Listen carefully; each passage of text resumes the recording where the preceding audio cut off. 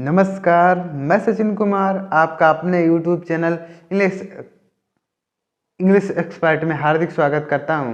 तो प्यारे दोस्तों, आज की वीडियो में हम लोग सीखेंगे कि इंग्लिश से हिंदी में ट्रांसलेट कैसे करते हैं स्टोरी के माध्यम से। तो चलिए स्टोरी को देखते हैं और इस स्टोरी में आपको बहुत सारे नए नए वर्ड की मीनिंग को भी सीखने को मिलेंगे और कौन सा टेंस कहाँ पे यूज़ किया गया है उसके बारे में भी जानेंगे। तो चलिए स्टोरी को शुरू करते हैं। स्टोरी का टाइटल है Jack learns a lesson. Jack एक लड़के का नाम है, लर्न्स में सीखता है, ए लेसन यानी एक पाठ। Jack learns a lesson, Jack एक पाठ सीखता है, एक सबक सीखता है।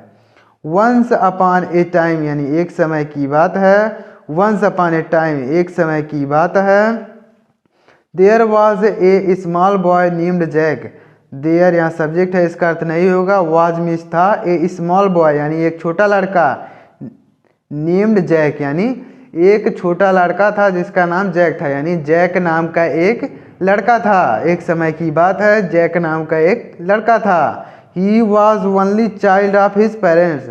ही वॉज ओनली यानी वह ओनली में होता है केवल, चाइल्ड मीन्स बच्चा था, ऑफ हिज पेरेंट्स यानी अपने माता पिता का। वह अपने माता पिता का एक लौता बेटा था, मतलब वह एक लौता बेटा था, यानी अपने माता पिता का एक ही बेटा था, यानी जैक जो था अपने माता पिता का एक लौता बेटा था। So he had only pampered a lot. So यानी इसलिए, he had been pampered a lot. He had been pampered यानी उसे लाड प्यार मिलता था। पैम्पर्ड मीन्स होता है लाड प्यार मिलता था, ए लॉट यानी बहुत ज़्यादा, इसलिए उसे बहुत ज़्यादा लाड प्यार मिलता था, यानी वह अपने माता पिता का इकलौता बेटा था, इसलिए उसे बहुत लाड प्यार मिलता था। वन डे एक दिन ही सा a boy wearing A lovely pair of shoes. एक दिन ही सा यानी उसने देखा, यानी उस लड़के ने, जैक ने देखा, ए बॉय यानी एक लड़के को, वियरिंग यानी पहने हुए, ए लवली पेयर ऑफ शूज यानी एक जूतों का सुंदर जोड़ा, मतलब सुंदर जूतों का एक जोड़ा पहने हुए, यानी उस लड़के ने एक दिन, यानी उस लड़के ने यानी जैक ने देखा एक लड़के को एक सुंदर जूतों का जोड़ा पहने हुए देखा। He said to his father. He said यानी उसने कहा, टू हिज फादर यानी अपने पिता से, उसने अपने पिता से कहा, I want the same type of the shoes. I want यानी मैं चाहता हूँ, द सेम टाइम यानी उसी प्रकार का, टाइप मीन्स होता है प्रकार, सेम मीन्स उसी प्रकार, एकदम सेम, ऑफ द शूज यानी जूतों को, यानी मैं उसी प्रकार का जूता चाहता। जब जैक ने देखा कि एक लड़का बहुत ही सुंदर जूतों का जोड़ा पहना हुआ है, तो उसने भी अपने पिता से कहा कि मैं भी वही जूता चाहता हूँ, मतलब एकदम सेम वही जूता चाहता हूँ। But his father's salary was not just enough to manage the home expense.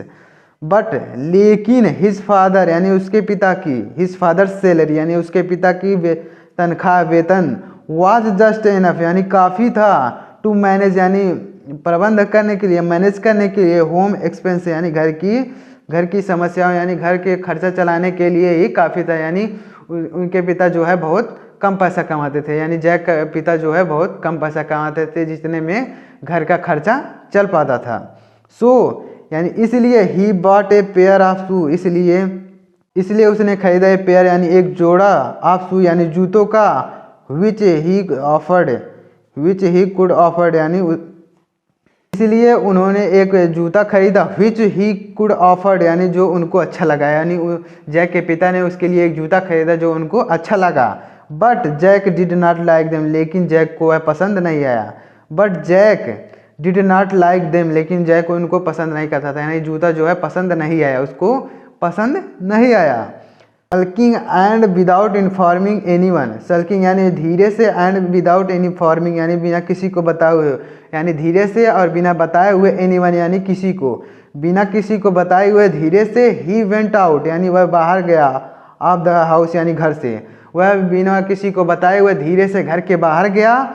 And set near A shop, and set यानी बैठ गया, नियर ए शॉप यानी एक दुकान के पास, और वह एक दुकान के पास बैठ गया। He kept thinking about the shoe. He kept thinking यानी वह सोच रहा था, केप्ट थिंकिंग यानी सोच रहा था, अबाउट द शू यानी जूतों के बारे में, वह जूतों के बारे में सोच रहा था। जस्ट देन यानी तभी, जस्ट देन यानी तभी, ही सा ए बेगर, ही सा उसने देखा ए बेगर यानी भिखारी को।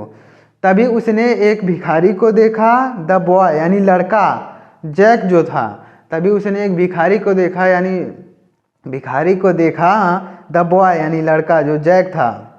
Was shocked to find that the beggar had no legs, यानी जो लड़का था जैक था, शॉक्ड यानी हैरान हो गया, टू फाइंड यानी उसने देखा, दैट द बेगर यानी भिखारी के हैड नो लेग्स यानी कोई मतलब एक पैर नहीं है, यानी जैक ने भिखारी को देखा कि उसके एक पैर नहीं है।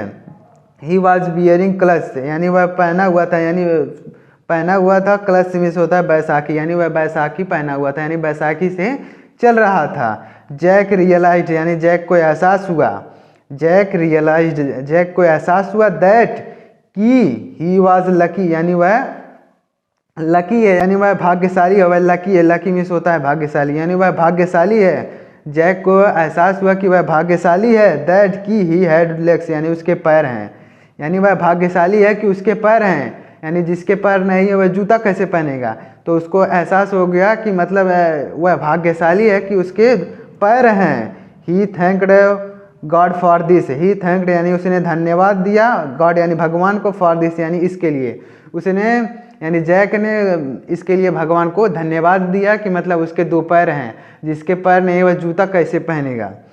He went home and hugged his parents, he went home यानी वह घर गया, यानी उसी समय जब उसने देखा कि भिखारी के पैर नहीं है तो उसने भगवान को धन्यवाद दिया कि मेरे तो दोनों पैर हैं, और उसी समय वह घर गया। ही वेंट होम यानी वह घर गया, and hugged his parents, hugged means गले लगा लिया, हिज पेरेंट्स यानी अपने माता पिता को, और अपने माता पिता को गले लगा लिया।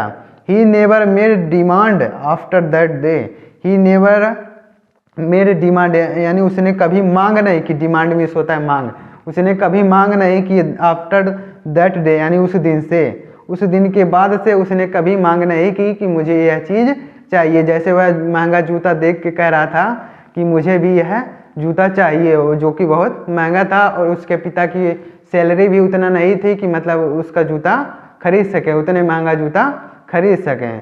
तो उसने देखा कि एक भिखारी है जिसके पैर ही नहीं है, तो वह जूता कैसे पहनेगा। तो उसने भगवान को धन्यवाद दिया कि उसके तो पैर हैं और वह जूता भी पहन सकता है, और वह भगवान को धन्यवाद दिया और फिर घर वापस लौट आया, और उसने अपने माता पिता को गले लगा लिया, और कभी फिर से किसी चीज़ की मांग नहीं की, डिमांड मिस होता है मांग नहीं की उस दिन से। मोरल क्या है इस स्टोरी का, be happy with what you have. Moral यानी इस कहानी से हमें क्या सीख मिलती है, बी हैप्पी हमेशा खुश रहो, यानी हमेशा खुश रहना चाहिए, विथ वाट यू हैव यानी जो आपके पास है उसी में हमेशा खुश रहना चाहिए, यानी हमेशा जो है आपके पास उसी में हमेशा खुश रहना चाहिए और मस्त रहना चाहिए, प्रसन्न रहना चाहिए। तो उम्मीद करता हूँ कि ये स्टोरी आपको पसंद आई होगी। अगर स्टोरी पसंद आई हो तो कमेंट बॉक्स में ज़रूर बताइएगा, और इसी तरह की नई नई वीडियो को पाने के लिए आप हमारे चैनल को सब्सक्राइब कर दीजिएगा और बेल आइकन को भी प्रेस कर दीजिएगा। चलिए मिलते हैं नेक्स्ट वीडियो में, तब तक के लिए जय हिंद, वंदे मातरम।